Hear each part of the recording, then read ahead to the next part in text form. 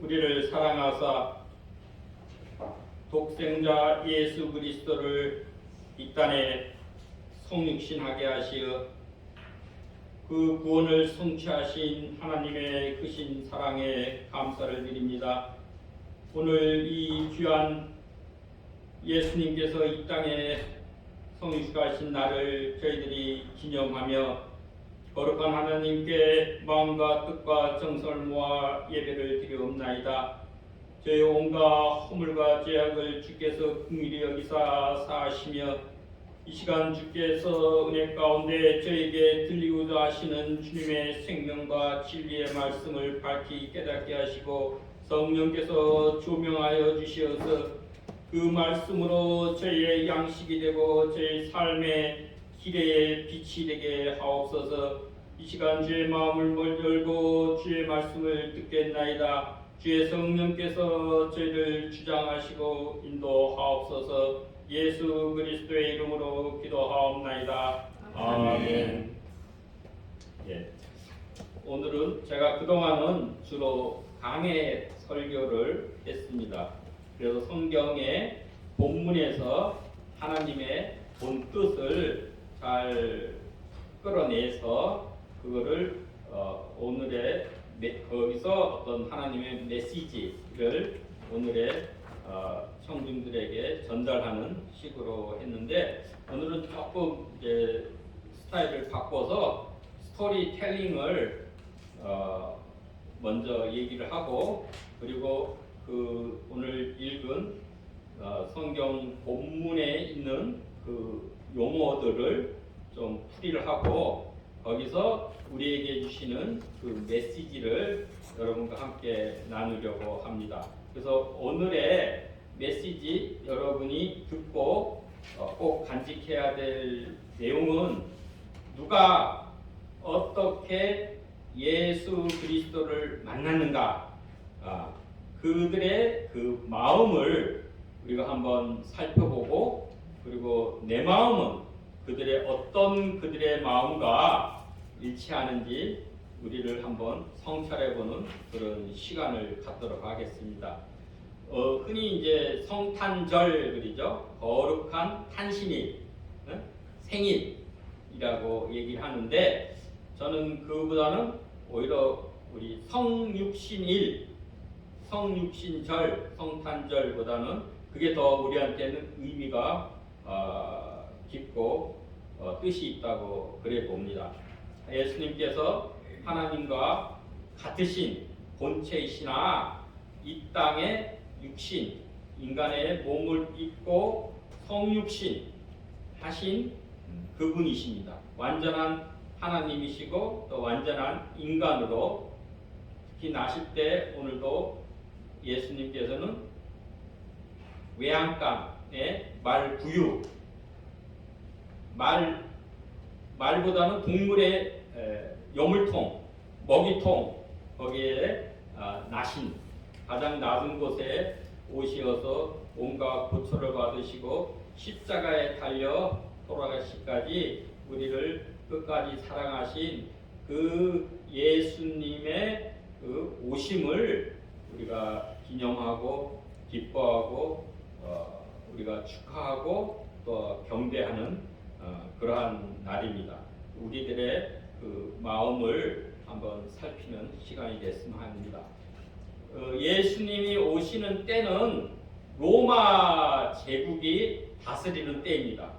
유대가 로마의 속국이 돼서 다스렸는데, 그동안은 쭉 유대의 그 유대인들이 이 하스몬 왕조가 이스라엘 그 유대를 다스려 왔지만, 예수님이 오시던 그때는 헤롯 대왕이 다스리는 그때에 있습니다. 근데 헤롯 대왕은 유대인이 아니라 이두메인, 그 에돔, 야곱의 그 형제, 그 에돔의 그 후에 이두메인이었습니다. 유대인이 아닌 그런 잔혹한 헤롯 대왕이 로마 권력을 힘입고 유대인들 이 유대 땅을 다스리던 그 때였습니다. 그때 황제는 누구냐면 옥타비아누스 아우구스투스, 성경에는 가이사 아구스토라고 그렇게 표기되어 있습니다. 이게 14년마다 로마에서는 그 호적 조사를 해서 그 인구도 조사하고 세금을 얼마나 거둘지 또 군대로 징집을 하려 그러면 어떻게 할지 그것을 헤아리기 위해서 호적을 다 유대인의 땅에 있는 사람들은 자기 고향에 가서 하라 명을 내렸습니다. 이와 마찬가지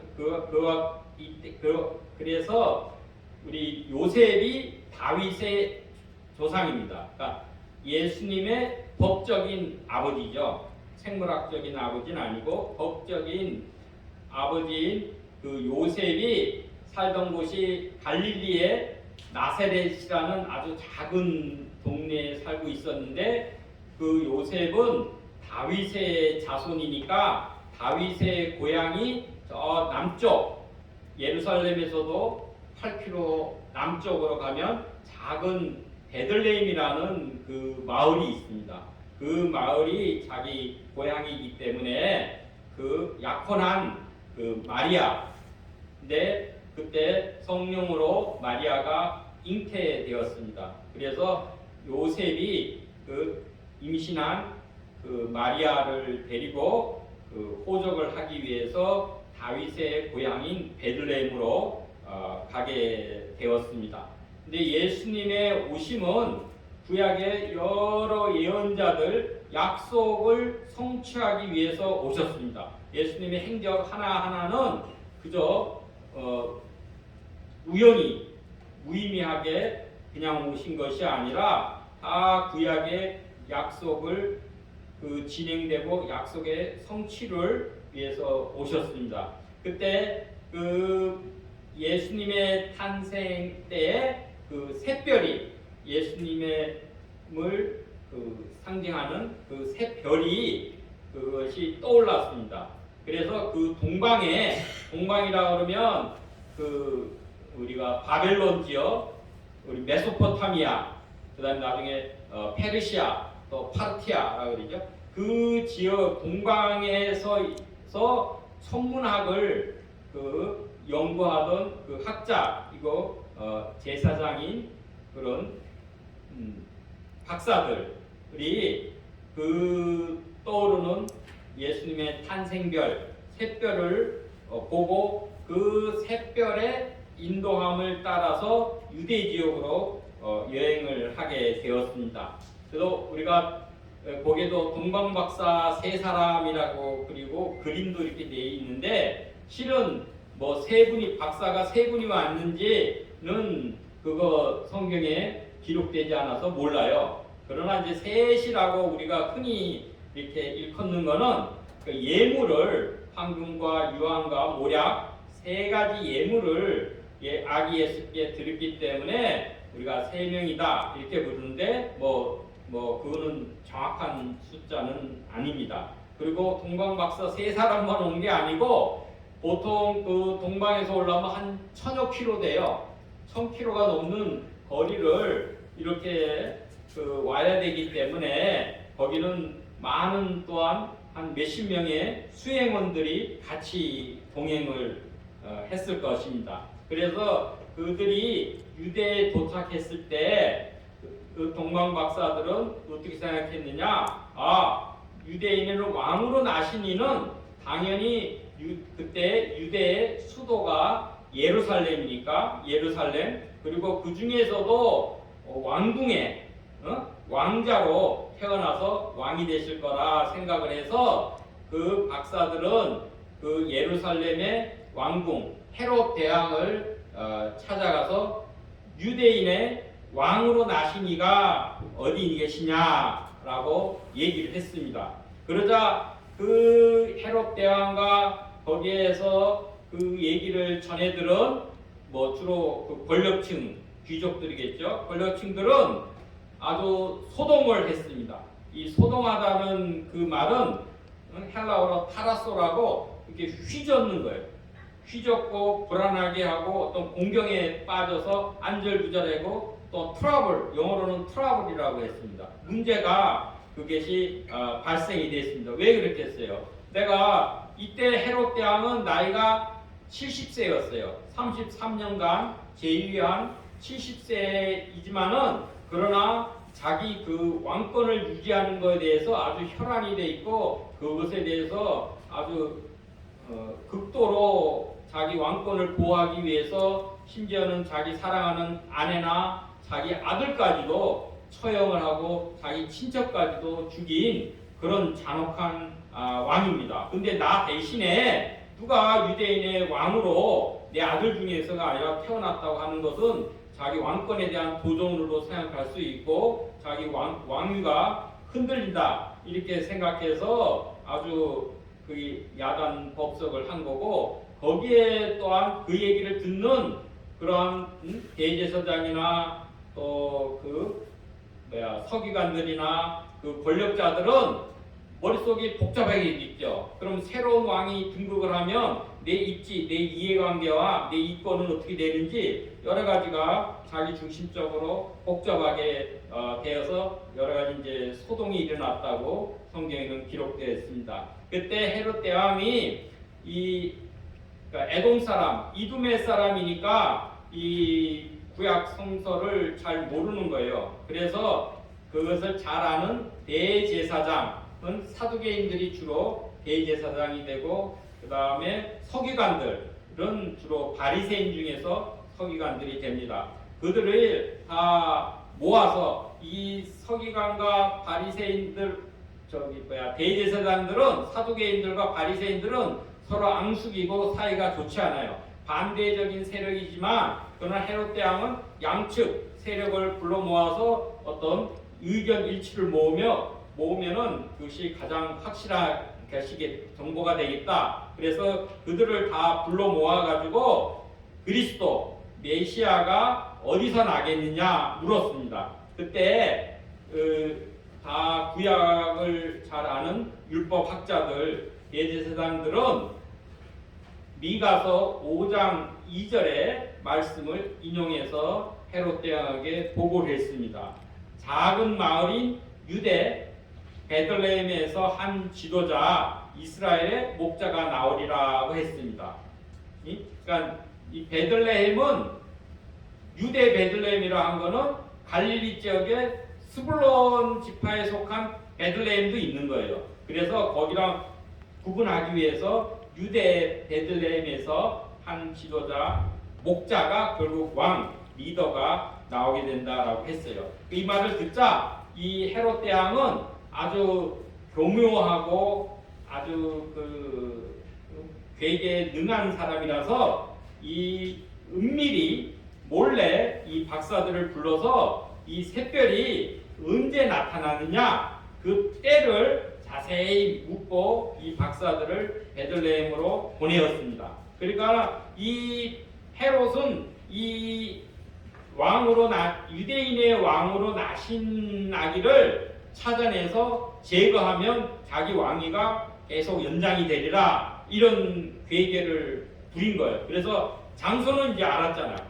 유대 베들레헴. 그럼 때를 알면은 박사들이 별을 따라왔으니까 그 때를 알고 그렇게 되면은 아기 메시아를 찾을 수 있겠다. 뭐 이렇게 생각해서 그 박사들이 그 아기에 대해서 자세히 물어보고 박사들이 그 아기를 찾거든 내게 알려주어라. 그러면 나도 그 아기에게 가서 경배하겠다라고 오히려 소학이 속내를 감추고 거짓으로 동방 박사들한테 그렇게 얘기한 것이죠.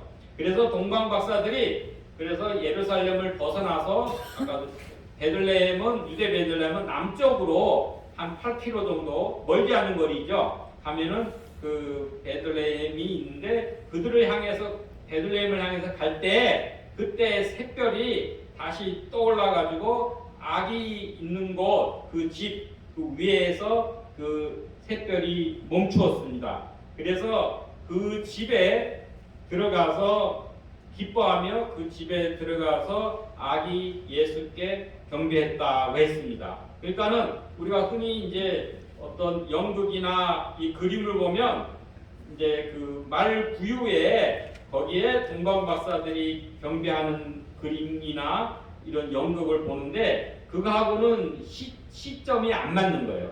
이때는 그 아기 구유에 있는 아기 예수를 경배한 거는 들판에 있는 목자들, 밤에 천사들의 그 예수님 탄생의 그 소식을 듣고 전해준 그 목자들은 그 외양간에 있는 그 구유에 누인 그 아기 예수를 직접 목도하고 그들을 경배하고 찬양을 했습니다. 그러나 동방 박사는 그 후로 아기 예수 탄생 이후에 경배한 곳이 외양간이 아니라 집이라고 했어요.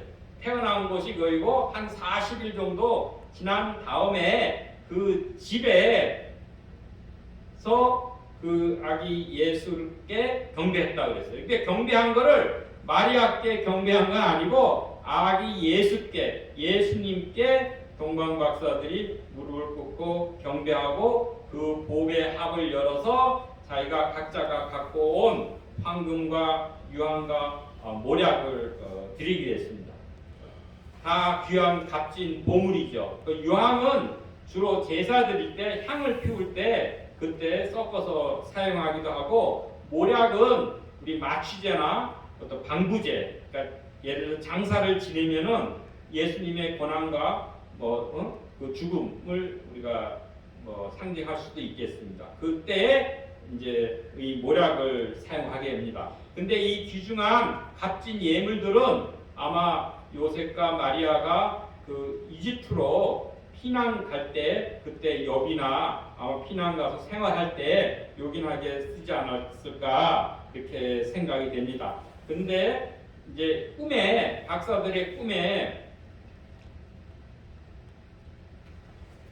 박사들이 그 헤롯 왕께 가지 말고 헤롯이 아기를 찾아 죽이려고 하니까 애굽으로 피하라는 얘기를 듣고 그 박사들은 다른 길로 해서 귀국을 하였습니다. 이때 그 헤롯이 동방 박사한테 속은 줄 알고 보고 자기한테 와서 보고를 하면 자기가 그 아기를 해치려고 생각했는데 다른 길로 이 박사들이 가버렸다라는 걸 듣고 속은 줄 알고 심히 분노해가지고 베들레헴과 그 베들레헴 주변 지역 안에 있는 2살 이하 그 남자 아기를 다 죽이라고 명령을 했습니다. 그래서 이 안타깝게도 무고한 아무 죄가 없는 그 어린 아이들이 아마 그 희생을 당했습니다. 이때 베들레헴에는 한 1000여 명의 인구가 있었다고 보면 그때 아마 아기의 숫자는 학자들은 한 20-30명이라고 생각을 합니다. 어쨌든 몇십 명의 무고한 어린 아이들이 그 헤롯 대왕의 그 잔혹함으로 인해서 그 희생을 당하게 됐습니다. 그래서 그들의 아이를 잃은 어머니의 그 마음은 어떻겠어요? 그래서 아주 슬프고 애곡하고 통곡하는, 그래서 이 어린아이의 그 가정이나 그 어머니는 이 성탄이 슬픈 성탄, 아픔의 성탄이 된 것입니다. 그래서 에레미야가 우리 에레미야서 31장 15절에 뭐라고 얘기하냐면 그 이스라엘 백성들이 그 바벨론한테 붙잡혀 가지고 포로로 바벨론으로 끌려갈 때 그때 라마에서 아마 그 라헬이 그 죽었다고 이렇게 얘기됩니다. 그래서 라마에서 그 자기 자식을 위해서 이름을 인해서 슬퍼하는 그런 것을 연상시켜서 그 마태는 그 예, 인용을 했습니다. 왜냐하면 이거는 이제 역사적인 사실은 아니에요. 라헬은 야곱의 부인이잖아요. 요셉과 그 베냐민을 낳고 베냐민을 낳다가 그 길 도상에서 죽어서 베들레헴 근처에 이제 무덤에, 지금도 베들레헴 근처 가면 라헬의 그 무덤이 있습니다. 그래서 그렇게 됐는데, 그 얘기는 이 라헬이 이스라엘의 어머니, 그러니까 그 요셉의 그 아들이 에브라임과 문하세와 에브라임인데, 에브라임은 북쪽 지파를, 북이스라엘을 대신하니까, 그래서 이거는 이스라엘의 어머니로 라헬을 생각해서 그 어머니의 그들이, 이스라엘 백성들이 포로로 붙잡혀서 바벨론으로 갈 때 그 에레미야가 그 라헬의 그 심정을 그 토로하고 슬퍼한 것입니다. 그렇기 때문에 우리가 성탄이 우리들에게는, 믿는 자에게는 큰 기쁨의 구원의 성탄이 되지만, 그러나 또한 이 무고한 자식들을 잃은 어머니에게는 슬픈 성탄, 아픈 성탄이 되는 것입니다. 그러면 이제 용어를 좀 하나씩 풀면서 용어에 담긴 그 어떤 하나님의 메시지를 우리가 한번 살펴보도록 하겠습니다. 이 성탄의 때가 중요하다고 그랬죠. 때, 카이로스 때는, 이때가 로마 제국이 다스리고 제일 큰 이 세상 나라, 역사상 세상 나라 중에 로마 제국이 가장 강력하고 큰 땅을 차지한 그런 로마 제국 시대입니다. 무슨 얘기냐면, 세상 권력이 가장 막강하고 강력할 때, 가장 최고로 올랐을 때, 그때 하나님 나라의 도래, 예수님의 성육신이 이루어진 것입니다. 가장 낮은 곳에 임하게 된 것입니다. 그래서 예수님의 탄생일을 기준으로 해서 우리가 흔히들 기원전, 기원후, BC, Before Christ, 또 아노 도미니 해가지고 그리스도의 해, 그건 이제 라틴어로 그렇게 부르죠. 이렇게 BC, AD 이렇게 구분을 하는데, 그걸 이제 계산상에 약간의 착오가 있어서 실제로 예수님이 탄생한 그 해는 BC 한 5세기나 4세기 초반이나 BC 5세기 이렇게들 학자들은 많이 얘기를 합니다. 왜냐하면 이때 헤롯 대왕이 BC 4세기 때 헤롯 대왕이 죽었습니다. 그렇기 때문에 분명히 예수님의 탄생 때는 헤롯 대왕이 통치를 하고 있었기 때문에 그 이전에 예수님께서 역사적으로 탄생하셨을 거다, 이렇게 생각을 하게 됩니다. 근데 여기서 보면 예루살렘은 가장 권력의 중심지이고 또한 번화한 도시고, 예루살렘에는 그 성전과 왕궁이 있는 것입니다. 이런 반면에 유대 베들레헴은 우리가 이 헬라말로 조금 정확하게 발음하면 베이트레헴입니다. 이게 히브리 말로는 이렇게 우리랑 반대로 이렇게 쓰는데, 베이트는 그 집을 얘기하는 겁니다. 베이트 그러면 엘이 하나님이니까 하나님의 집, 베델을 하나님의 집 뭐 이렇게 하시니, 메스 그러면은 뭐 태양의 집 뭐 이렇게 하듯이, 베이트는 그 집을 얘기하는 거고, 레헴, 우리가 레헴이지만 조금 정확한 히브리 발음은 캠이라고 그렇게 부르는데, 그거는 빵이란 얘기고 양식이란 얘기입니다. 이 두 단어가 합쳐져서 우리는 베들레헴 하는데, 우리는 그냥 베들레헴 이렇게 부르는 것입니다. 그래서 그 이름은 빵집이나 뭐 양식의 집 이렇게 우리가 이해하면 되는데, 그 다른 베들레헴의 이름은 에브라다나 에브랏이라고도 부릅니다. 이 얘기는 곡물의 땅이라는 그런 의미입니다. 그 얘기는 베들레헴이 비옥해서 이 곡식들이 잘 재배를 해서 그 곡식들이 있기 때문에 그걸로 빵을 만든다라는 그런 의미로 우리가 이해할 수 있겠습니다. 근데 중요한 거는 베들레헴이 그 다윗의 고향이고 아주 그 작은 마을입니다. 여기서 다윗의 고향에서 중요한 거는 메시아.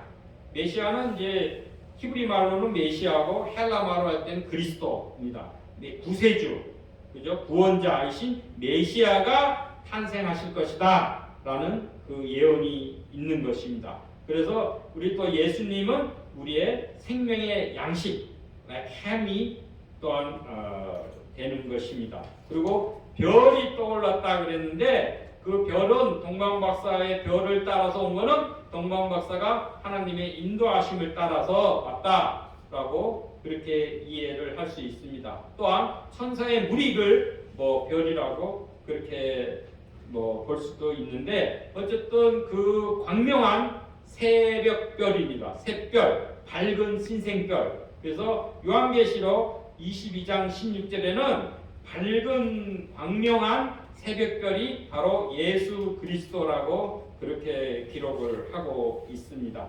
그러면 우리가 여기에 나오는 여러 등장인물들이 있는데 이제 예수님의 탄생 기록은 마태복음 2장하고 누가복음 2장 두 군데만 나옵니다. 사복음서 중에서도 마가복음이나 요한복음은 예수님의 탄생에 대한 이야기는 나오지 않습니다. 그래서 우리가 마태복음 2장과 누가복음 2장에 보면은 예수님의 탄생을 맞이한 그때 등장인물들이 나오는데 우선 한 10명 정도 10가지로 우리가 한번 생각을 해볼 수가 있겠습니다. 먼저는 헤롯 대왕의 마음이 어떻겠느냐, 예수님의 탄생 소식, 유대인이 왕이 나겠다는 그런 동방 박사들이 얘기를 들었을 때 그 헤롯 왕의 마음은 그들은 헤롯 대왕은 완전히 기만과 술수와 은밀한 괴계에 능한 자이고 그래서 아주 과대 망상증에 걸릴 정도로 그 권력에 집착한 그 왕입니다. 그리고 아주 잔인하고 그 폭력적이라 그래서 아까도 말씀드렸지만 자기 사랑하는 아내와 자기 아들들, 친척들까지도 자기 왕권을 위협한다고 해서 다 살해를 한 그런 사람입니다. 그리고 세금을 과중하게 매기고 또한 엄청난 부역을, 많은 노동력을 이 백성들로부터 착취해서 그 대신에 건설을 많이 한 사람이에요. 예루살렘 그 솔로몬 성전이 파괴되고 그 다음에 스룹바벨 성전이 나오고 그런데 스룹바벨 성전은 규모가 작잖아요. 솔로몬 성전보다는.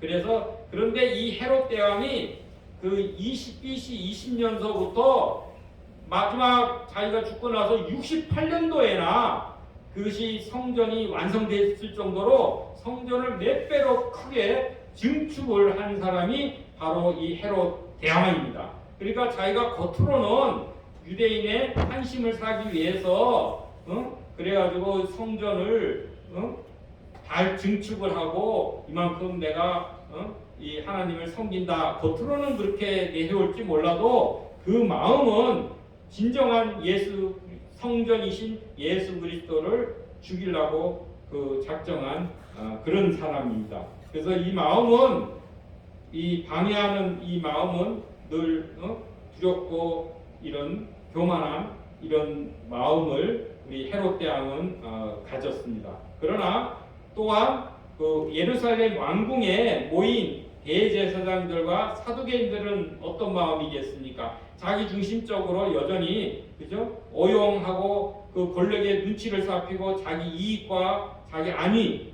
자기 이권의 계산에만 더 머리를 많이 쓴 사람입니다. 그래서 지식적으로는 베들레헴에서 그 메시아가 난다는 것을 알고 있지만 그러나 그 소식을 들었어도 실제로는 이들은 예수님께 아기 예수께 메시아께 경배하러 가지 않았습니다. 왜냐하면 그렇게 되면 자기가 그 새 유대인의 왕을 인정하게 되니까 그렇게 해서 자기 목숨도 두렵고 자기의 그 권력 유지를 위해서 실제로는 알고 있지만 실제로는 예수님께 경배하지를 않았습니다. 그러나 동방 박사들은 주로 아까 말씀드렸지만 메소포타미아 지역에서 그 동쪽에서 서쪽으로 오는 거예요.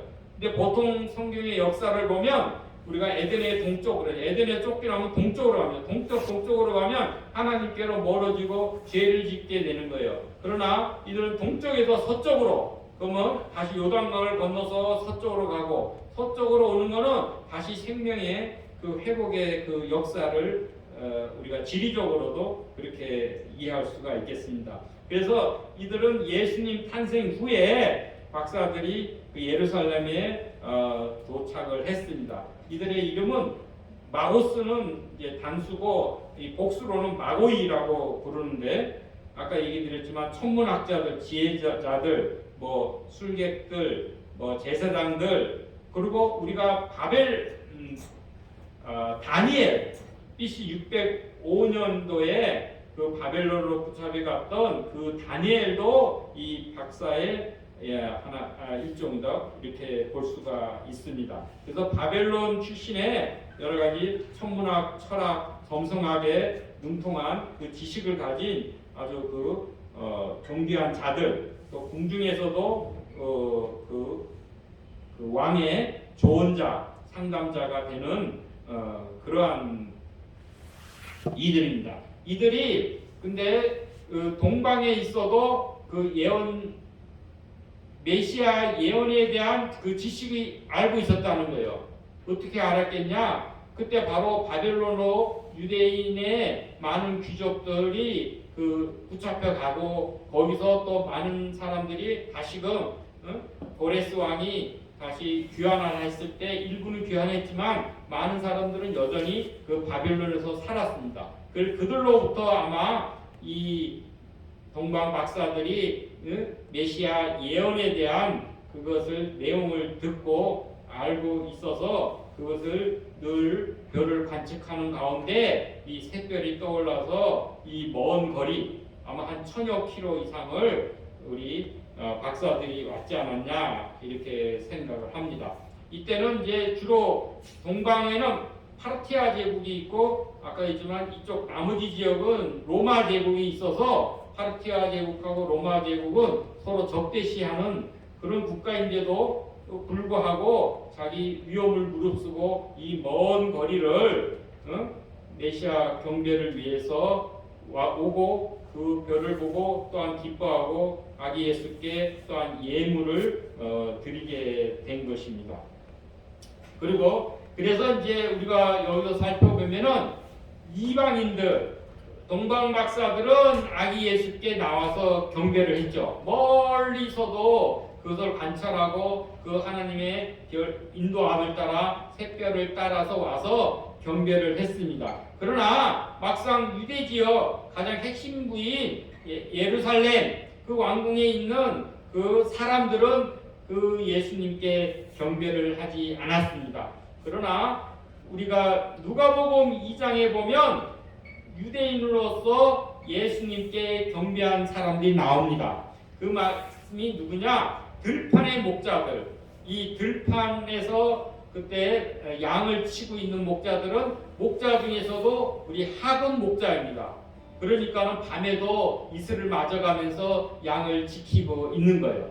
그들이에게 이들을 경배드렸고, 또한 예수님의 그 부모가, 보통 이스라엘은 그 풍습이, 그 율법이 남자 아이를 낳으면 7일 동안은 부정하게 되고 8일째는 부정함이 끝나니까 남자아이들한테는 할례 예식, 그 표피를 베는 할례를 행하고, 그리고 그 후로부터 33일, 그럼 7일 더하기 33일 40일이죠. 40일이 지나서는 산모가 정결하게 되는 그 정결 예식을 성전에 가서 드립니다. 이때 그 마찬가지로 요셉과 마리아가 그 아기 예수를 안고 정결 산모 정결 예식을 하기 위해서 성전을 올라갔습니다. 그때 만나서 그 예수님 아기 예수를 메시아를 기다리던 그 시므온과 그 안나가 그때 만나서 이들이 또한 아기 예수께 경배를 드리게 되었습니다. 그래서 우리가 아까 살펴본 것은 이 베들레헴에서 살해된 2살 이하의 그 아이들이 살해된 그 아이의 어머니들이 그 통곡하는 마음, 그런 것을 우리가 살펴볼 수 있었고, 또한 우리가 마리아나 요셉은 굉장히 경외하고 놀랍고 두렵기도 하고 경이로움을 아마 가졌을 거고, 그리고 그 천사들의 지시에 절대적으로 순종을 했습니다. 그 하라는 대로. 그래서 이들은 또한 천사의 지시에 따라서 헤롯 대왕이 그 아기 예수를 죽이려고 하니까 애굽으로, 이집트로 피난을 가서 헤롯 대왕이 죽은 후에, 아기 예수를 잡아 죽이려는 그런 사람들이 다 죽은 후에 다시금 우리 그 유대 지역으로 베들레헴으로 가려 그랬는데, 그때 베들레헴에는 헤롯 대왕의 아들이 아주 잔혹한, 헤롯 대왕과 같이 잔혹한 아들인 그 아켈로우가 다스리고 있어서 그가 두려워서 그러니까는 그래서 천사가 자기 원래 고향인 나세렛으로 가라. 원래 살던 곳, 그 요셉과 마리아가 살던 곳인 나사렛 갈릴리로 가면은 더 안전할 것이다. 이래서 갈릴리의 작은 동네인 나사렛으로 가서 예수님이 성장하게 됩니다. 그래서 예수님의 또 다른 이름을 우리가 나사렛 예수라는 것은, 예수님이 태어나신 곳은 유대 베들레헴이지만 예수님이 성장하신 곳은 애굽으로 피신 갔다가 다시 간 곳이 나사렛으로 가서 거기서 성장을, 공생애 30살까지 예수님이 성장하시기 때문에 우리가 나사렛 예수 또 그렇게 부르는 것입니다. 또한 우리가 누가복음 2장 아까 말씀대로 보면은 밤에 밖에서 양떼들을 지키는 목자들이 또한 예수님께 나와서 경배를 했습니다. 이 목자들의 마음. 근데 거기 보면은 우리가 지금도 이 유대, 그러니까 그 지역에 가면은 그 베들레헴에서 한 2km 떨어진 곳에 목자들의 들판 교회라고 있습니다. 저도 가봤는데 거기서 2km뿐이 안 떨어져, 베들레헴으로. 그러니까는 이 목자들은 밤에 그 소식을 들었을 때 그냥 급하게 빨리 달려와서 그 구유에 누인 아기 예수께 경배를 하고 하게 되고, 또 하나님께 영광을 돌리고 또 천사의 소식을 전하고 또한 찬송을 하게 된 것입니다. 그리고 예루살렘 성전의 시므온이라는 그 아마 연세가 든 남자분입니다. 이분은 아주 의롭고 경건하여서 이스라엘의 위로를 기다리는 자라 그렇게 했어요. 위로라는 것은 이스라엘의 메시아의 구원을 기다리고 있었다, 성전에서. 그리고 성령의 임재와 성령의 지시와 성령의 감동으로 그때에 맞춰가지고 성전에 들어가서 아기 예수를 만나서 아기 예수를 안고 하나님을 찬송을 하였습니다. 그리고 이 마찬가지로 그때 그 옆에 누가 있었냐면 그 예루살렘 성전에 늘 금식하면서 기도하던 안나 선지자가 있었습니다. 이분은 과부이신데 굉장히 나이가 많은 분입니다. 계산상으로 보면 한 105세 정도 된 거예요, 그 당시에. 왜냐하면 이분이 보통 우리가 결혼을 14세에 뭐 한다 그러면 여기 이제 7배수로 나오는데 14세라 그러고 그 7년 결혼 7년 후에 그 상처를, 그러니까 남편이 돌아가서 그 다음에 과부가 된 지 84년이 되었다고 그랬으니까 그걸 다 합산해 보면 한 14세 때 결혼을 했다 하면은 우리 105세가 되는, 그 굉장히 연로하신 분인데도 늘 금식 기도하면서 그 메시아 오시기를 굉장히 간절히 기대하고 있었습니다. 그래서 그 성전에 오는 그 아기 예수를 봤을 때 하나님께 감사 기도를 드리고 예루살렘의 속량 구속함을 바라는 모든 사람들에게 예수님에 대해서 얘기를 했습니다. 그래서 여기서 보면 우리 성전에서는 두 증인이 있는 거죠. 아까 시몬과 우리 안나. 보통 증인이 효력을 있으려고 하면 두 사람이 있어야 되는데 이때 그 역할을 한 분이 바로 시몬과 안나가 그 예수님의 예수 메시아에 대한 증인이 된 것입니다. 그럼 우리가 여기서 중요한 게 살펴봐야 될 것은 누가 과연 어떻게 예수님을 만났느냐. 만난 거는 아까 우리 동방 박사들이 만났잖아요. 탄생치는 아니더라도 그 후에 그 집에서 예수님을 만나서 경배한 거는 그들은 늘 그 메시아 예언에 대한 그 지식, 그 마음을 갖고 그것을 관찰하고 또한 기대하고 또한 그것을 인도함, 특별의 인도함, 또 하나님의 그 인도함을 따라서 거기에 순종, 거기에 실질적으로 실행을 해서 그 자기의 위험을 무릅쓰고 그런 또 예물도 드리고 경배를 드렸습니다. 또한 우리가 그 들판의 목자들은 그 밤에 찬 기운에 이슬을 맞아가면서도 깨어서 자기 일에 충실한 사람, 우리도 깨어 기도하라 그러잖아요. 깨어서 우리 믿음에 충실한 사람이 또 아기 예수를 만날 수 있다 이렇게 생각해 볼 수 있겠습니다. 그리고 이 성전에서 기다리던 그러한 시몬, 또한 성전에서 늘 기도하던 그러한 안나, 선지자 안나가 또한 예수님을 만나볼 수 있고 그들에게 경배를 하게 되었습니다. 여기서 이제 왕으로 나신 유대인의 왕으로 나신 예수 그리스도는 우리가 새 다윗, 그죠? 으로 우리에게 볼 수 있고 또한 새 모세, 그 선지자라고 새 모세 그리고 세상의 구주라고 요한복음 4장 42절에는 기록되어 있습니다. 이에서 반해서 우리들의 마음은 어떠한가? 요즘 우리 세태들은 그죠? 우리 크리스마스, 성탄 이러면은 우리가 보통 뭐 즐겁게 노는 날, 휴가 가는 날, 어떤 백화점이나 장사하는 사람들은 큰 대목, 많은 이익을 벌어들이는 날로 우리가 그렇게 기록이 되고 특히 안타까운 거는 요즘 미국에 가면은 법적으로 크리스마스라고 하질 못해요. 해피 홀리데이스라고 그렇게 불러요.